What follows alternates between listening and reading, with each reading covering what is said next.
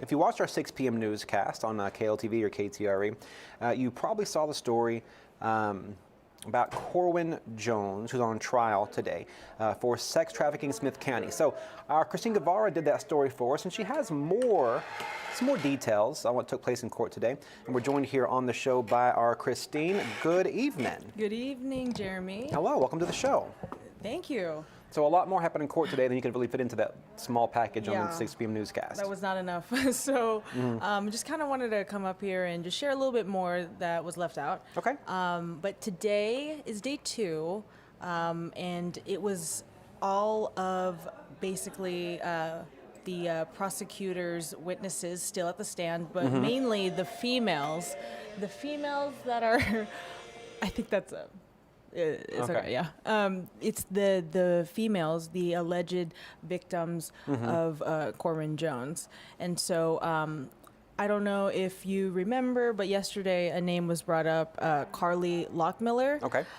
She took the stand, and so she basically talked about her relationship and how she got into this business with Jones, the relationship between her and Jones. Okay. But I wanted to point out real quick that Lockmiller, she's currently under indictment for allegedly assisting in the sex trafficking of a minor, which she was charged in 2022. And an arrest affidavit in her original case said that she was possibly sex trafficked by Jones, which she testified today.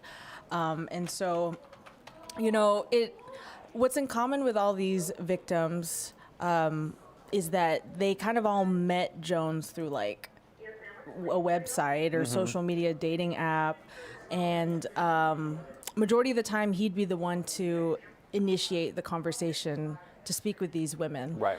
And so at the time Carly was of age. She was like 18 or 19.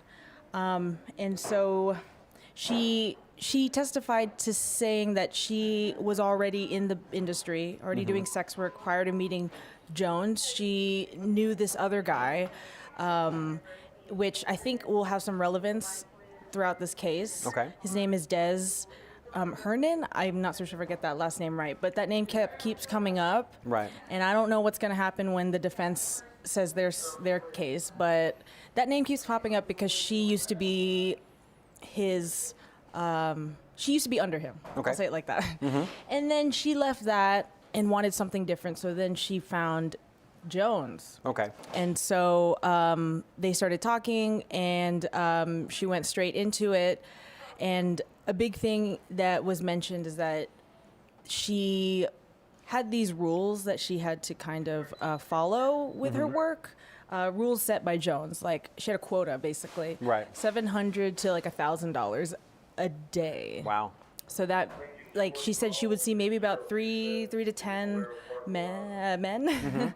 And so, but the thing is, she wasn't allowed to keep any of the money, according to her. Okay. She had to give all of her earnings to Jones. But, like, I mean, sometimes she said that she would try and keep it for herself and hide. And then Jones would, like, not really show up. Or I'll say it like this. He would collect the money, right? But he wouldn't do it very often. Okay. He would collect it probably at the end of the week. And because he wasn't showing up so often, that's why she felt like, okay, maybe I can hide and save some money for myself. But she says she got into this business because, one, she was young, she was naive, and she just needed something fast, fast money. And so that was her reasoning. And the state kept asking her, like, why didn't you just leave? And that was her response. Right. Because it was easy. And so she was basically testifying to that. And then the defense questioned her, bringing back her indictment, the fact that she is possibly allegedly sex trafficking of a minor. And so really no argument against that. There was really nothing that went after that. She seemed very unsure, like not very like positive in her answers throughout. I mean, she's nervous. She's nervous to be there. Everyone is. I mean, no one wants to be there. No one wants to see Jones, according to them. So That was kind of mainly like Carly's testimony. And then I wanted to mention this one. Next was that minor that is under Carly's indictment. Okay. I'm not going to say her name or anything, but she is now of age, but at the time of when she was doing this kind of work, she was considered a minor. She said she was like 15 or 16 years old. And like what I said with Carly, she met Jones on social media. And so she got into it because she wanted money as well. She wanted something fast, and she was still in high school. Right. I mean, she dropped out. She dropped out of high school because she wanted that lifestyle. And so at times, like, she told me that, or she did not talk to me. I'm sorry. She testified that there were times where, I mean, Jones would treat them to like get their nails done and hair and all that, and he would feed her. He would kind of protect them in a way, like provide in some ways. Yeah. Because honestly, they said that that's kind of like the only people they had. A lot was of the fact that, sorry, my mind's all over the place, but a common factor between these women is that they kind of had an unstable home. Right. They had maybe like divorced parents, or they lived with their grandparents. And so that was another thing that the state was really like pushing at, that these women turned to this because of what they went through when they were young. Right. And so, yeah, so back to the minor real quick. So she said she was 15, 16, and same thing with Carly, she had to give all her money up. And so a thing that really stood out to me is that the state kept asking these girls, so, you know, who, you say he's protecting you, Jones, but like, who protected you from, you know, you could have possibly been robbed in these incidents, or you could have had STDs, or could have been raped. Right. And so they go back to just saying, I'm just naive, I'm just young. And so it's just really kind of sad to see these play out. And then lastly, I just want to wrap it up real quick. The defense, they questioned the minor, going back to her social media, which is how they met. Right. And according to her social media, she portrayed herself as being 18 years old, not 15, 16. And so the defense's argument is that you misrepresented yourself, misleading Jones to thinking that you were of age. Of age. And so, again, she admitted to that. And so it's just going back and forth at this time. Right.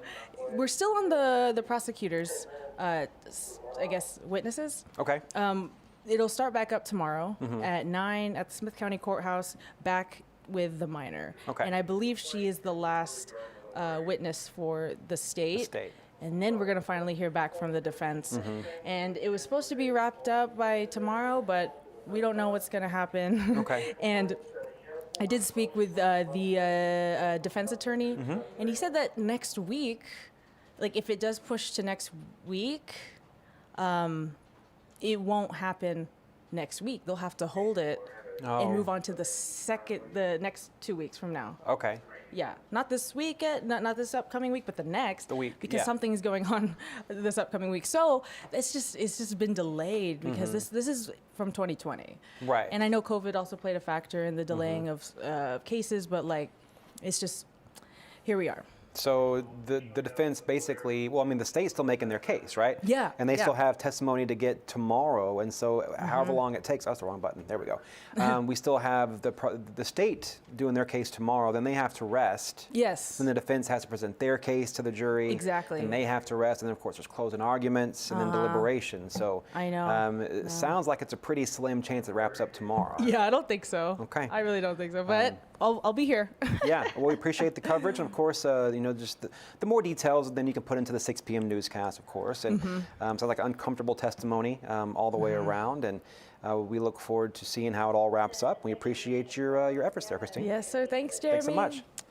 And there you go. So you can learn more, of course, about what took place in court yesterday and today online at KLTV.com and KTRE.com. We'll have more from Kristine here on the show as the trial continues. So make sure you stay tuned for more coverage, all of our platforms, websites, news apps, newscasts, and, of course, right here on East Texas Now.